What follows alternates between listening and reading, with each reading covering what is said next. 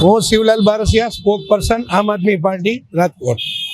આજે જે દિલ્હી રેવન્યુ કોર્ટે જે અમને ચુકાદો આપ્યો છે એમાં અમારે રાષ્ટ્રીય અધ્યક્ષ કેજરીવાલ સાહેબ અને પદાધિકારીઓ જેનો નિર્દોષ છુટકારો થયો છે। હું આ તકે આપને કહેવા માગું છું કે આજ સુધી 12 વર્ષ જેવા ટૂંકા ગાળામાં એક રાષ્ટ્રીય પાર્ટી તરીકે જે ઉભરી આવી એ પાર્ટીને ક્યાંક ને ક્યાંક ડામવા માટે અમારા સ્થાનિક નેતા, પ્રાદેશિક નેતા અને કેન્દ્રીય નેતાને એન કેન પ્રકારે ખોટા કેસ કરી અને આ લોકો માનો કે સત્તાધારી પાર્ટી ભારતીય જનતા પાર્ટી દ્વારા કેસ કબાડા કરીને હેરાન કરવામાં આવે છે।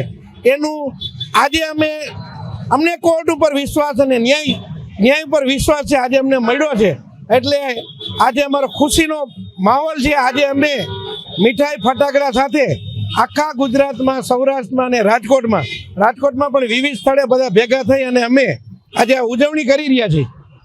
હવે આજથી અમારા કાર્યકરોમાં વિશ્વાસ અને અમારી પર એક કલંક ખોટું લગાડવામાં આવ્યું હતું, એ કલંક આજે ધોવાઈ ગયું છે અને પ્રજા સમક્ષ ભારતીય જનતા પાર્ટીના કપડાં ઉતરી ગયા છે।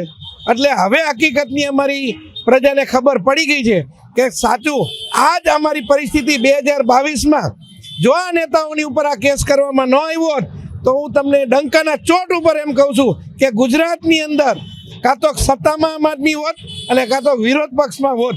આ જે અમારા 5 ધારાસભ્યો ચૂંટાણાના એના બદલે અમારા 25થી વધારે ધારાસભ્યો ચૂંટાણા હોત, પણ ક્યાંક ને ક્યાંક અમારી પાર્ટી ઉપર ખોટા કેસ કરી, બદનામ કરી અને પ્રજામાં એક ખોટો મેસેજ જાય એવો માહોલ ઊભો કરી અને અમને હેરાન કરેલા છે। એમાં સત્યની જીત થઈ છે અને અમને ઈશ્વર અને ન્યાયાલય ઉપર અતૂટ વિશ્વાસ છે।